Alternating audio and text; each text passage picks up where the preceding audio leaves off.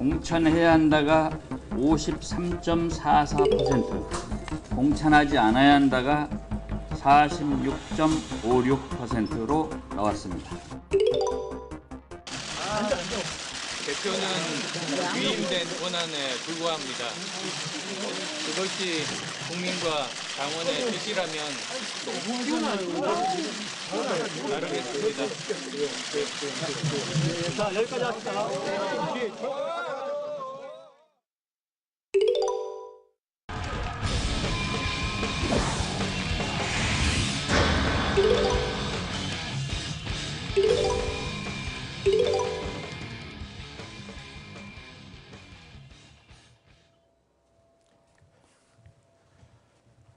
아이고 반갑습니다. 안녕하십니까. 예. 어서 오십시오. 저희 각설하고 오늘 첫 순서로 모셨습니다. 네. 어서 오십시오. 네, 반갑습니다. 예. 음악 소리가 계속 나왔어야 되는데 좀 썰렁했습니다.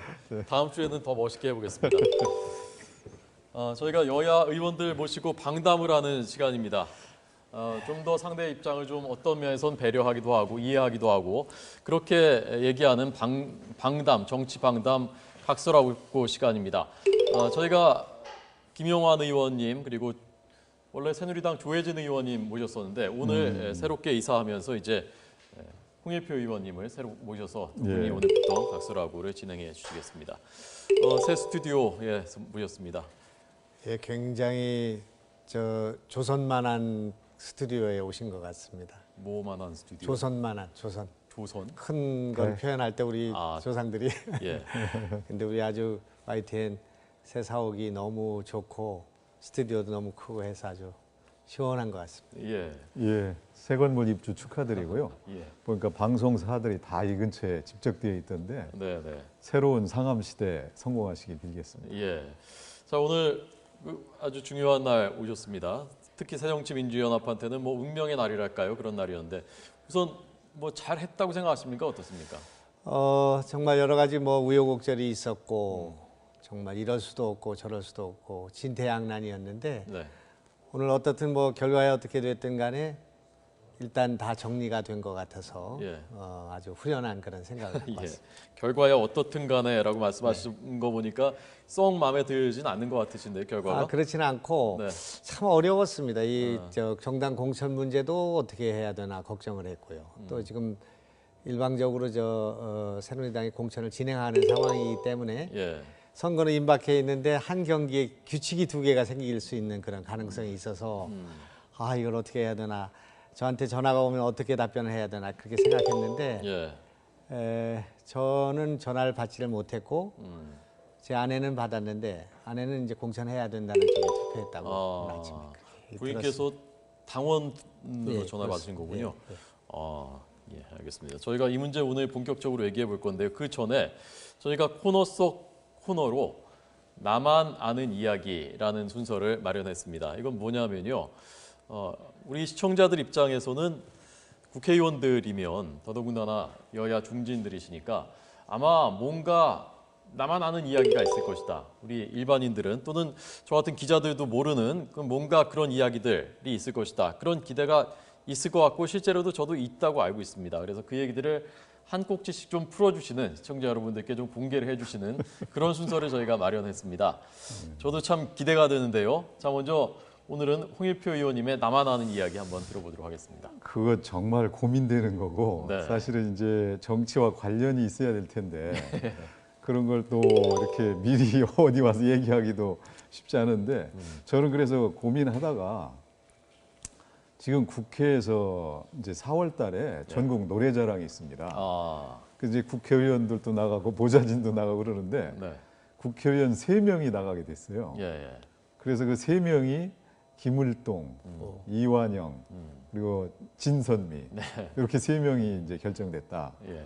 근데 그분들이 이제 나가는 명분이 뭐 이제 서민 같은 모습을 보여주고자 또는 이제 진선미 의원 같은 경우는 국회의원이라기보다는 이제 어르신들께 재미를 드리는 이제 귀요미가 되고 싶다. 뭐 이런 이제 얘기를 해서 제가 그런 것들은 아직까지는 나만 알고 있지 않나 그렇게 생각해서 말씀드렸습니다. 어제 제가 그 포털 사이트에서요. 그 기사를 다 읽었고 심지어는 제일 많이 본 기사에 그게 랭크돼 있었거든요. 그 남한 그거 좀 더 없습니까? 거기 뭐 좀 더 비화라든가. 거기 이제 그 최고령 출연자 예. 74세 네. 그리고 최연소 출연자는 출입 기자 중에 22살이 있었다. 예. 는 고기까지. 출입 기자도 나가는. 네, 몇 명. 홍 의원님은 혹시 나가 보실 생각은 안 하셨어요? 저는 생각을 못했어요. 근데 이제 실력은 충분히 된다고 생각하지만 실력은 충분히 된다. 자, 그러면 제가 저희들의 기준으로 봤을 때 오늘 나만 아는 이야기는 나만 아는 이야기가 아니었거든요. 그랬습니까? 대신에 노래를 한 자락 잠깐만 실력이 어느 정도인지 한번 여기서요? 기회를 드리겠습니다. 무반주로. 정말요? 예, 정말요. 갈대의 순정 첫 구절을 불러드리겠습니다. 사나이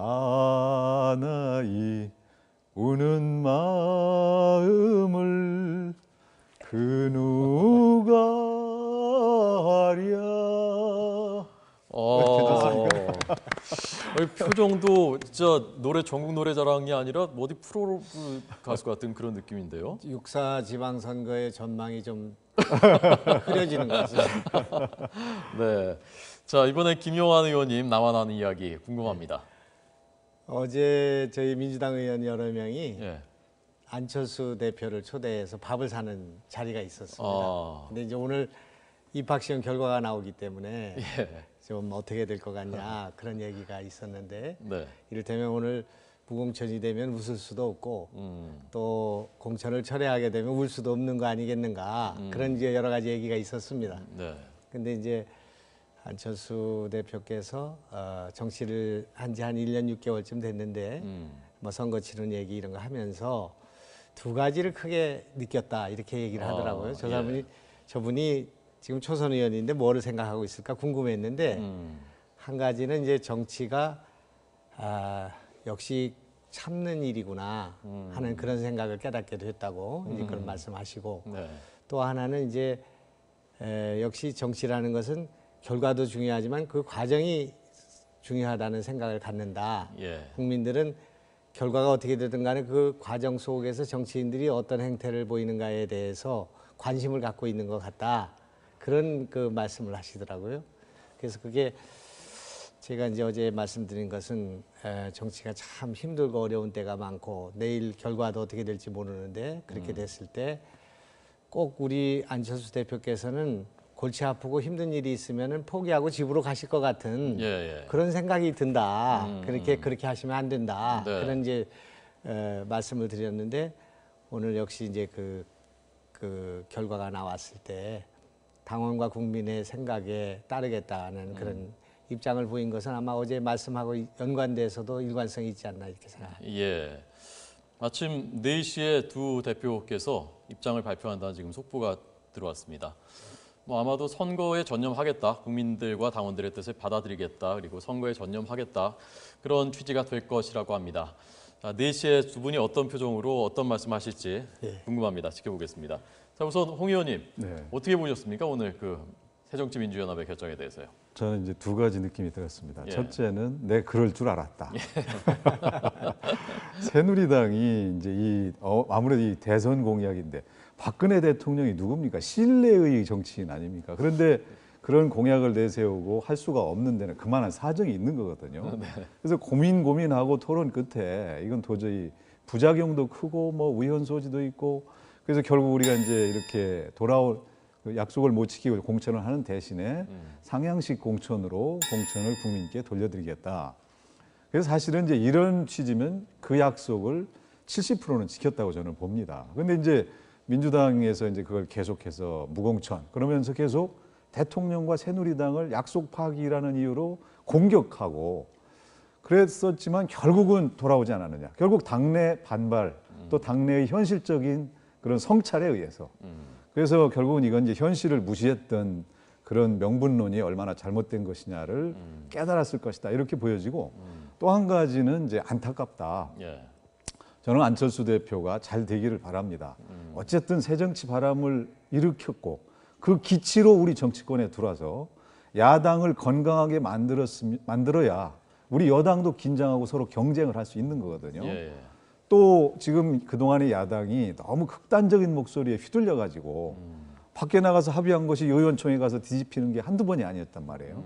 그래서 저는 안철수 대표가 와서 이제 당의 정강 정책도 새누리당과 유사하게 가고 있다고 얘기할 정도로 우리가 비슷해지면 싸울 일이 줄어든다. 그런데 이번에 그 새정치라는 깃발이 네. 이게 도대체 내용이 뭐냐. 이렇게 우왕좌왕하고 우이선, 모순, 새정치 깃발 내려야 되는 거 아니냐. 이제 이런 비판을 이제 감수할 수밖에 없고 지금 오늘 발표장에서도 거기에 대해서는 아무런 얘기도 없이 당원과 국민 뜻에 따르겠다. 당의 입장을 결정하는데 왜 국민한테 물어보느냐. 이것도 사실은 또 무책임한 면의 일부입니다. 저는 새정치 이것이 무책임 정치로 이렇게 자칫 잘못하면 이제 등치된다면 이거는 정말 큰 실망이 우리 정치의 후퇴다. 네. 정치 전반적으로 봐서. 예. 그래서 안타깝다 이런 생각을 예. 하고 있습니다. 하실 말씀 있으시죠? 아까 노래 부를 때가 참 좋았는데 지금 말씀하시는 거 보니까 예, 적반하장이라는 적반하장. 이게 생각이 나는데 국민들과 대통령 선거에서 한 약속 이거 금과 옥조처럼 지켜야 된다고 생각합니다. 아까 70% 지켰다고 생각하는데 약속을 어긴 그 상태에서 글쎄 10%나 지켰다고 볼 수 있을까 하는 그런 생각이 들거든요. 다음 대선 때 어떤 대통령 후보가 무슨 얘기를 하더라도 이제 믿지 않는 그런 상황이 될 수 있다고 생각하고 정치개혁에 크게 역행하는 일이라고 생각합니다. 예. 우리가 이 돌고 돌고 여러 가지 지난한 고통스러운 과정을 거쳐서 국민들의 그 여론을 물어보면서 이렇게 해서 가까스로 이렇게 당론을 변경하게 된 것은 대통령이 약속을 어기고 집권 여당이 약속을 헌신짝처럼 버린 데서 온 것이기 때문에 네. 이 문제는 집권당이 같이 그 머리를 맞대고 풀었어야 되는데 야당 대표가 청와대까지 가서 이렇게 보자고 하는데도 면담을 해주시지 않고 아무런 언급도 없고 무시당하고 홀대하는 그런 이제 분위기 속에서 여당이 이런 문제와 관련해서 야당과 협조하면서 어떻게 하면 적어도 이번 선거에는 못한다 할지라도 4년 후에는 어떻게 하자든지 이런 것을 논의했어야 된다고 생각합니다. 그런데 선거는 가까워오고 후보들은 난립해 있고 또 정당 공천을 요구하는 그런 당내의 분위기는 있고 이런 상황 속에서 이런 약속을 지키기 위한 노력을 그 안철수 후보는 물론이고 우리 그 지도부가 그걸 내리게 됐는데 그걸 통해서 또 통합도 하게 됐고요. 근데 이것을 그냥 지키고 가자니 부작용이 있고요. 예. 하지 않자니 여러 가지 문제가 내용이 있고 이런 문제가 있었는데 하여간 이런 그 과정, 절차 또 이런 그 당연히 국민에게 물어야 된다고 생각합니다. 예. 이제 그런 인식의 차이가 상당히 있어서 역시 새누리당은 국민보다는 역시 당원을 중시하는 정당이구나 하는 그런 생각을 오늘 갖게 됐습니다. 아니 그 이제 여야가 정치개혁 특위에서 사실은 논의를 했었잖아요. 근데 이제 결론을 못 냈던 건데 이제 그때부터 민주당은 이제 약속 파기라는 요짓을 공격하겠다 이렇게만 초점을 맞춘 게 아닌가. 그 현실적으로 우리가 실현 가능한 방안을 찾아서 이제 현실적인 선택을 했어야 되는데 그리고 지금 뭐 청와대 갔더니 뭐 만나주지도 않더라.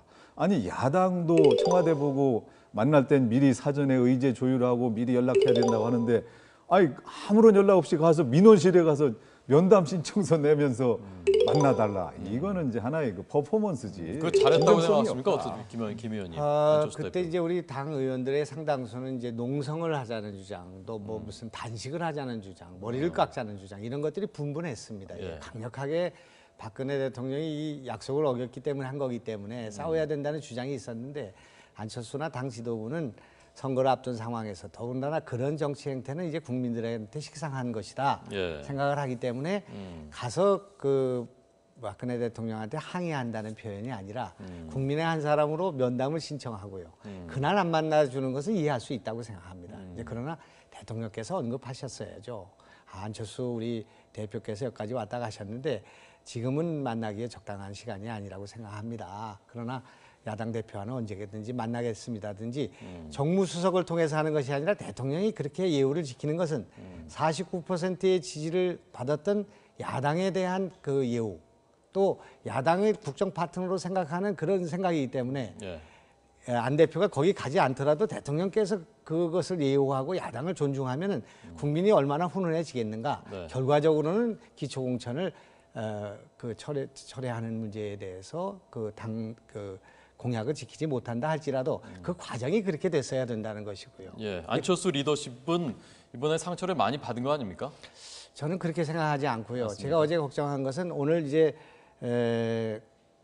공천을 하기로 결정을 하게 될 경우에 당론을 변경하게 될 경우에는 일거에 지금 분란이 일거에 해소되는 거 아니겠습니까? 예. 이제 그리고 선거가 끝나고 난 뒤에도 이거 해소가 될 수가 있는데 만일에 오늘 이제 무공천을 해서 안철수 의원의 소신대로 그렇게 가게 될 경우에는 선거가 끝나고 난 뒤에도 그 낙선한 사람을 포함한 당내의 분란이 계속될 수가 있는 거기 때문에 패배 책임론이 불거지. 예, 그렇기 때문에 진다면. 오늘은 조금 우리가 그 안철수의 리더십이라고 할까 그런 데에 대해서 비판적인 견해가 있을 수 있고요. 그런 해석이 가능할 수 있겠지만 이를테면 안철수 의원을 소중하게 생각하는 저 같은 경우도 예. 이건 공천을 해야 되는 거 아닌가 하는 그런 생각을 갖고 제 아내도 공천을 해야 된다고 생각한 것이지 그게 무슨 안철수 의원의 리더십까지 생각해가지고 결정할 문제는 아니었기 때문에 예. 저는 그건 큰 문제가 없고 오히려 안철수, 그런 건 김한길 어떻게 네, 그 부분은 저는 사실은 이제 안철수 대표가 이제 그동안 이상에 너무 치우쳤다. 사실은 그 민주당과 합당하기 전부터도 이제 많은 분들이 뜬구름 잡는 얘기만 한다 이런 얘기를 했는데 예. 이제 현실 정치에 대한 경험이 없이 뭔가 이제 개혁적인 것을 해보고자 하는 의욕은 있었지만 제대로 파악을 못한 상황에서 이제 얘기를 하다 보니까 그렇게 됐던 것이고. 이 부분도 역시 그런 연장선상에 있는 게 아닌가 예. 그런 생각이 듭니다. 예, 알겠습니다. 자, 시간이 이제 1분 남았는데요. 저희가 마지막은 상대 당 또는 뭐 상대 당의 뭐 의원일 수도 있고요. 좀 칭찬을 하는 시간으로 마무리를 늘 하려고 합니다.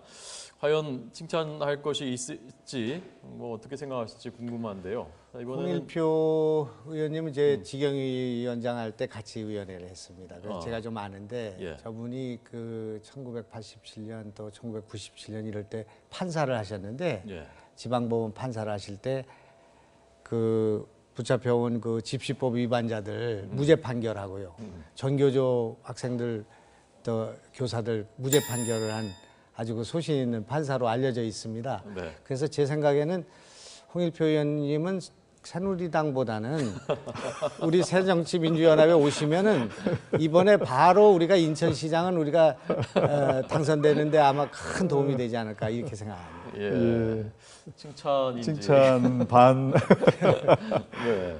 저도 우리 김용환 의원님 이제 이렇게 같이 상임위도 하고 예. 그러면서 보는데 새누리당에 어울립니까? 아니 사실은 저도 그런 생각인데 지금 그 장관도 하셨거든요. 예. 나이는 저하고 비슷해요. 아이고. 근데 장관도 하고 상임위원장 했잖아요. 예. 그러면 이제 국회에서 좀 목에 힘도 들어가고 이런 이제 원로 노릇 할 것 같은데 맞습니다. 항상 젊고 융통성 있고 아주 그 유연한 마인드를 가지고 있어서 예. 지난번에 사실 야당 대선 후보로 나왔을 때도 저는 열렬히 지지했었는데 안타깝게 됐습니다만 네. 사실은 이렇게 그 극단적인 것보다는 중간 쪽에 있는 분들이 네. 자주 만나서 얘기를 하다 보면 언젠가는 뭐 당도 같이 할 수 있지 않을까 그런 희망을 하게 됩니다. 예, 여러 가지 기대를 하게 됩니다 오늘.